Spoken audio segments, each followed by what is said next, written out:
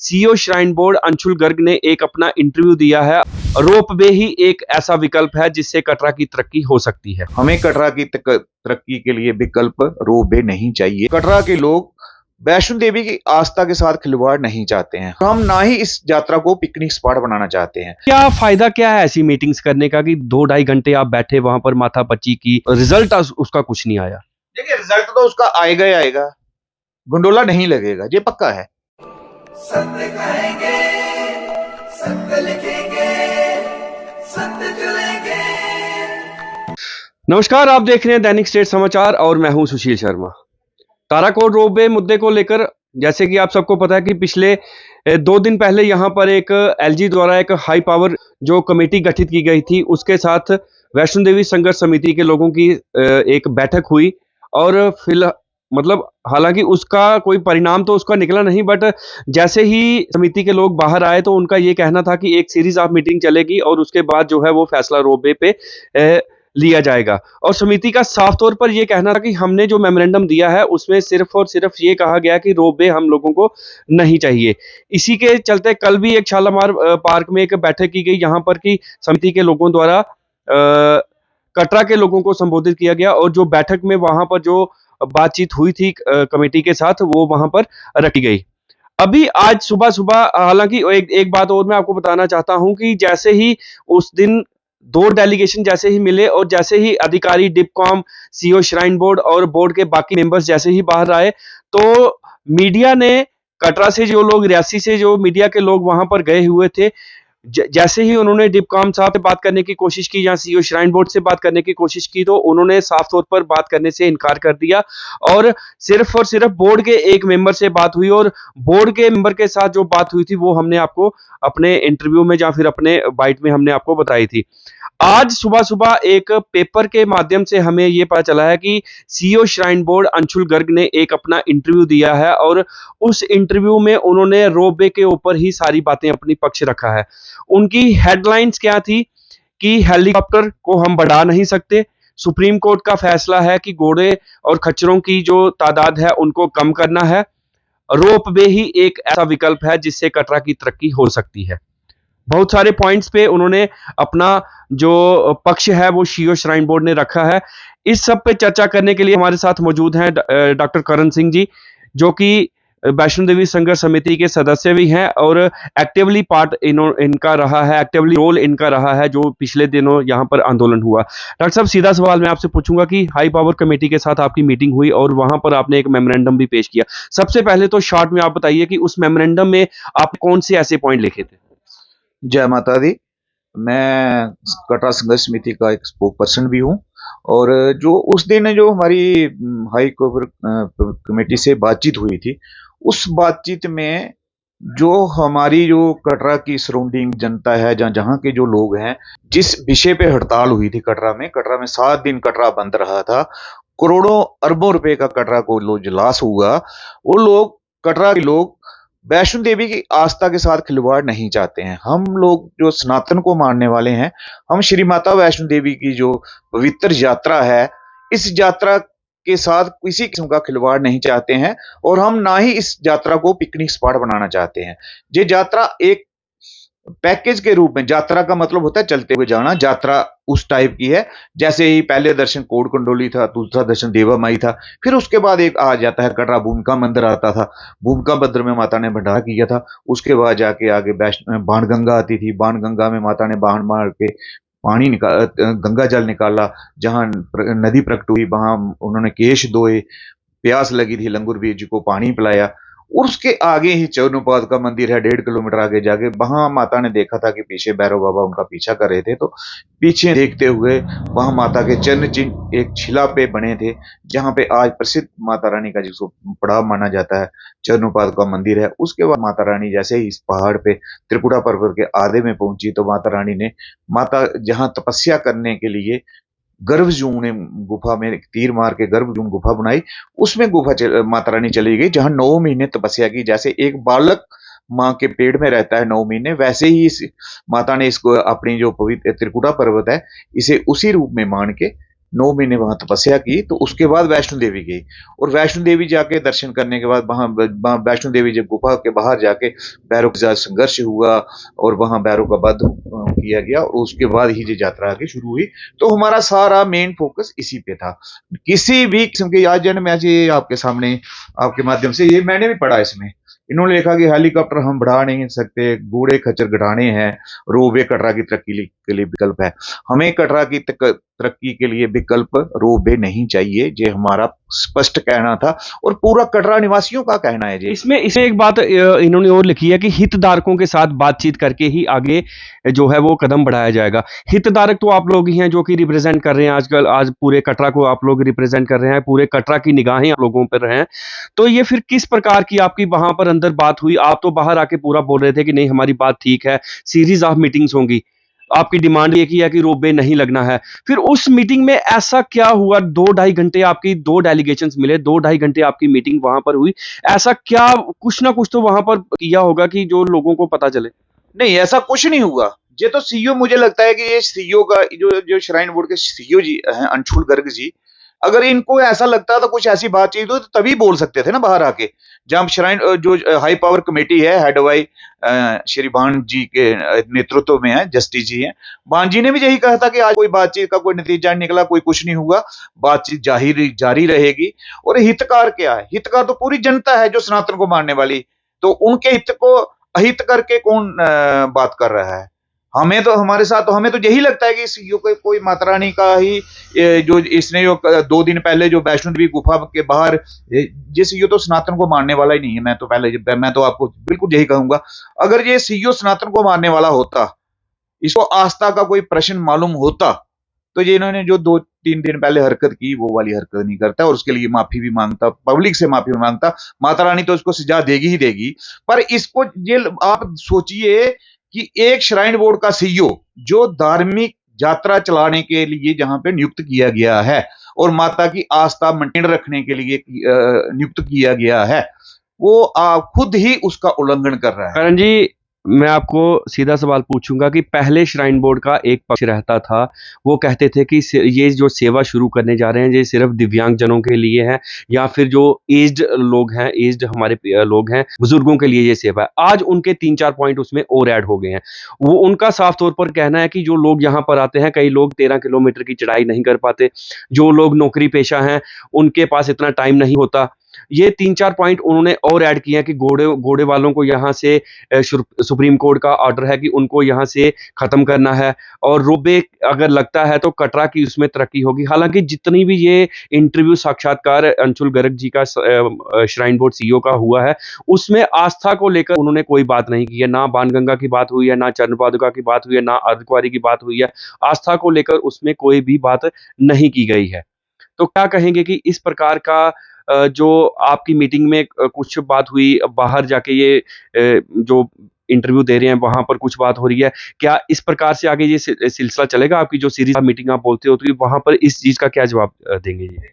देखिए, सबसे पहली बात तो ये कि ये पहले कहते थे कि हमें ये दिव्यांगों के लिए चाहिए, हेलीकॉप्टर सुविधा लगाई थी तो दिव्यांगों के लिए लगाई थी, फिर इन्होंने बैटरी कार के लिए लगाई थी। अब ये इन्होंने कहा था कि हम गुडोला भी दिव्यांगों के लिए लगा रहे हैं। तो हमने इनको एक क्वेश्चन पूछा था कि बताइए आपके साथ जहां दिव्यांग आते कितने हैं, उसका डाटा जारी कीजिए। इनके पास वो डाटा है नहीं, क्योंकि डाटा इसलिए नहीं है कि ये अपने वीआईपी दर्शन करने के लिए या जो इनके अपने रिश्तेदार सगे संबंधी हैं, जो इनके दलाल हैं, उनको टिकटें देते हैं ये, तो ये इनके पास डाटा है नहीं, इनके पास वो जवाब नहीं था।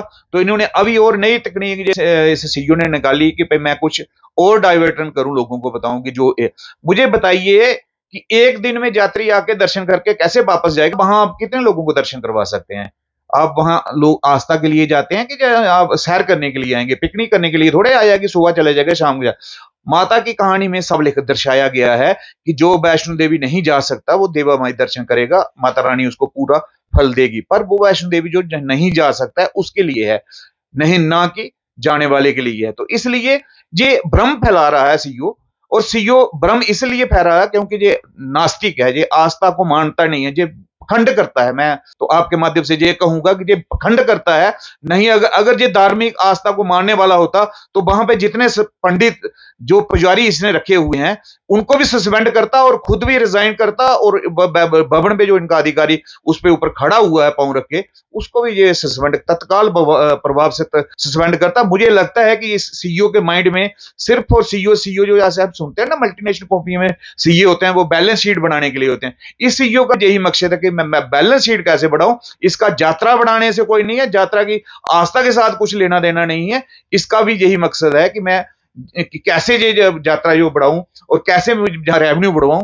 इसलिए ये सीईओ का ये मकसद है। नहीं तो ये डाइवर्टन कर रहा है ये कि मैं हेलीकॉप्टर नहीं लगा साहब। हमें कहा था दिव्यांगों के लिए इनकी एम्बुलेंस, आप देखिए दिन में इसकी एम्बुलेंस यात्री अगर कोई बीमार होता है तो उसको लेके नीचे कटरा हॉस्पिटल है, नारायणा हॉस्पिटल है, वहां लेके जाते हैं। इनकी जो एम्बुलेंस चलती है वो बर के ऊपर को जाती है। ये पहली बार इतिहास में है कि जहां लोग बीमार होते हैं वहां लोग जा रहे हैं एम्बुलेंस में बैठ के, ना कि नीचे जा रहे हैं। तो ये आस्था के साथ खिलवाड़ ये सीईओ कर रहा है। यही डॉक्टर साहब एक बात बताएं कि इसमें इस साक्षात्कार में उनका साफ तौर पर ये कहना है कि एक तो रेस्क्यू उससे जल्दी होगा, उसके बाद कटरा का कारोबार बढ़ेगा, और एक पॉइंट इन्होंने इस पे ये लिखा है कि जो आप लोगों की डिमांड है कि आप लोगों ने वहां पर कहा है कि इसका जो गंडोले का जो संचालन है, जो रोबे का संचालन है, वो कटरा निहारिका से हो, बेस कैंप उसका जो है वो कटरा में ही रहे। क्या इस प्रकार की डिमांड आपकी तरफ से वहां पे रखी गई थी कुछ? सबसे पहले मैं इस बात की निंदा करता हूं और इस सीईओ को मैं चैलेंज करता हूं।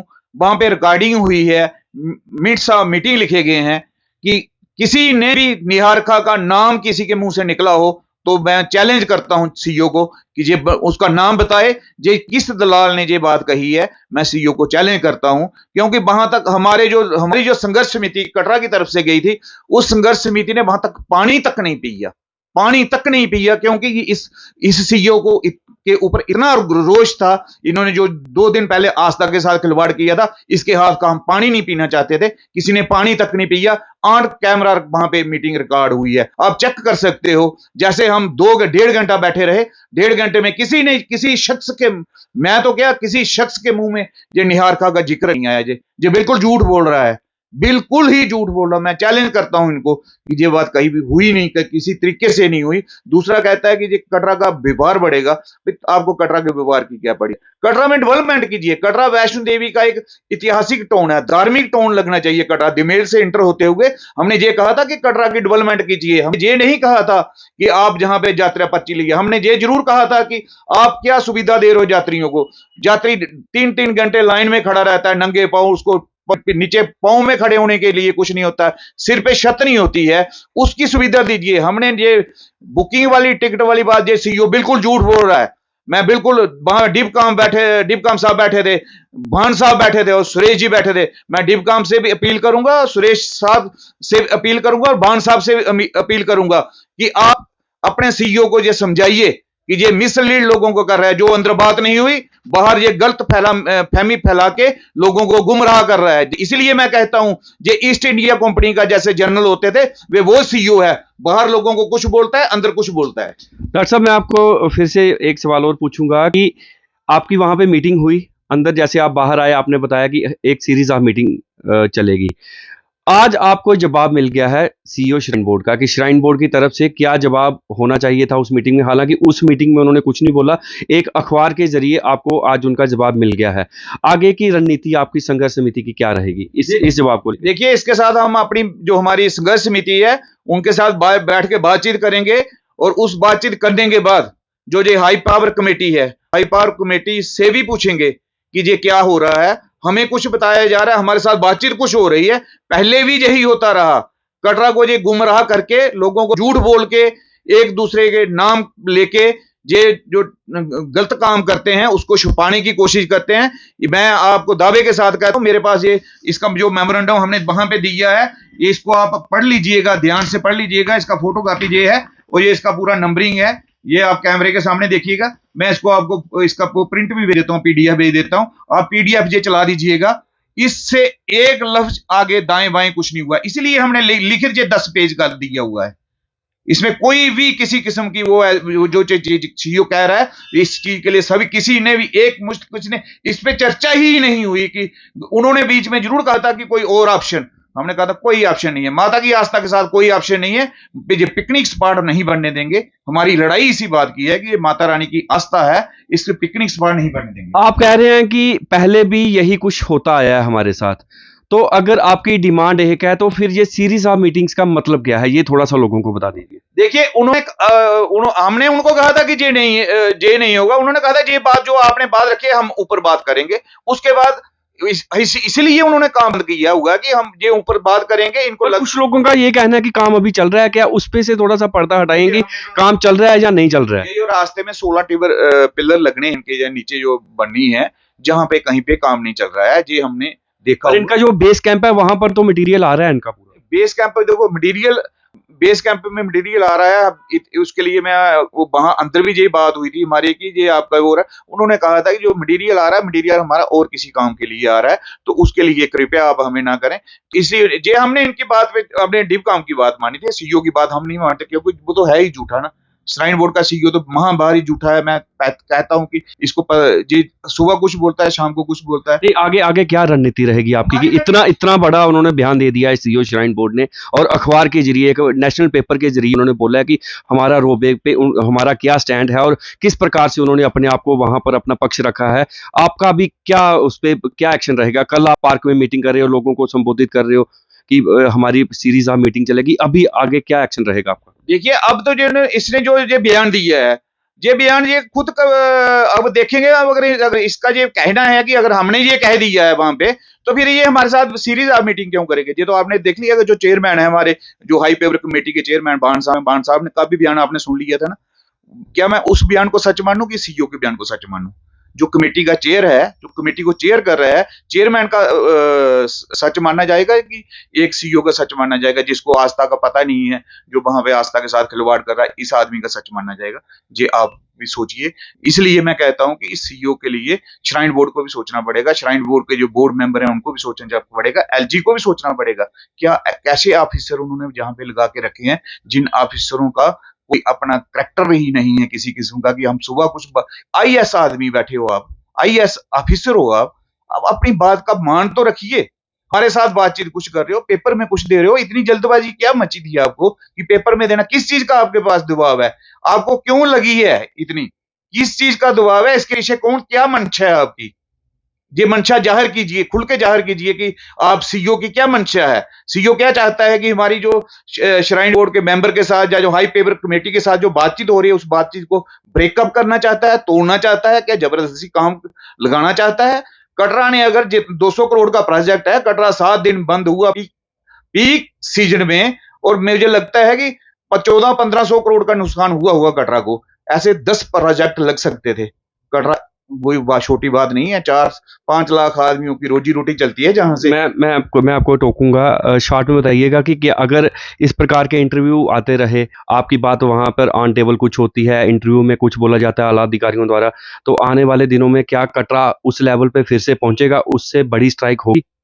अगर ये ऐसे देखिए, अब अगली कमेटी में तो हम कोशिश करेंगे कि ये सीईओ ही बीच में ना बैठे, क्योंकि जो सीईओ ही बीच में बैठे, जिसके ऊपर विश्वास नहीं, जिस आदमी के ऊपर जो आदमी बातचीत कुछ कर रहा है, हम उनको कहेंगे कि मेंबर कुछ और बढ़ाएं, और कुछ धार्मिक जो जम्मू के धार्मिक लीडर है, सनातन धर्म सभा हो गई, या जम्मू की जो भी बड़ी संस्थाएं हैं, जो धार्मिक संस्थाएं हैं, क्रेडिबिलिटी है जिनकी, वो संस्था, और जो जम्मू कश्मीर के बिजनेस को देखता है, चैम्बर क्या बोलते हैं, चैम्बर है जो बिजनेस का, उनमें से कोई लोग उस मीटिंग में बैठे, क्योंकि जो लोकल लोग भी बैठे जहां पे लोगों को ये पक्ष जाए। नहीं तो हमारी आगे की जो मीटिंग होगी, हम कहेंगे कि लाइव कैमरा जो हमारा लोकल मीडिया है, हम उसको भी अलाउ करने की परमिशन करेंगे, उसके बिना हम मीटिंग नहीं करेंगे अगली बार। इसलिए हम उस पर विचार करेंगे कि अगली मीटिंग में हम कटरा का जो अपना जहां लोकल मीडिया है, जहां लोकल मीडिया का मीडिया के माध्यम के साथ ही अंदर मीडिया ऑन कैमरा मीटिंग करेंगे। ऐसे मीटिंग नहीं करेंगे जो सीईओ तो जो ईस्ट इंडिया कंपनी वाला काम करे ना, लोगों को लड़ा रहे, लोगों को ये मैंने कल भी यही बात कही थी